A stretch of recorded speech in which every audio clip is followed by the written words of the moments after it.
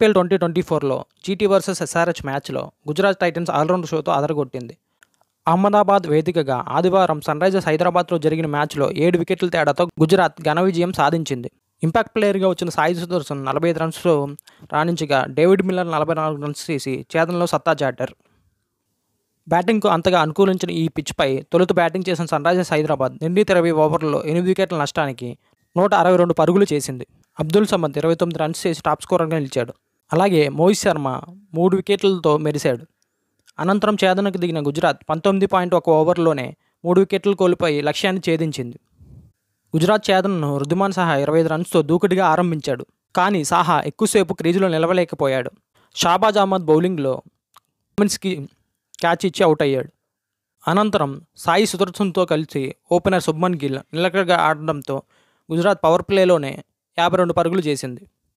ఆ తర్వాత ఎస్ఆర్హెచ్ బౌలర్లు కట్టుదిట్టంగా బౌలింగ్ చేసి గుజరాత్ను 12 ఓవర్లకి 90 పరుగులకే కట్టడి చేసింది. కానీ బ్రేక్ అనంతరం సాయి సుదర్శన్ గేర్ మార్చాడు. అతడికి తోడుగా డేవిడ్ మిల్లర్ కూడా చెలరేగడంతో లక్ష్యం క్రమంగా తగ్గుతూ వచ్చింది. చివరి 5 ఓవర్లలో 49 పరుగులు అవసరమయ్యాయి.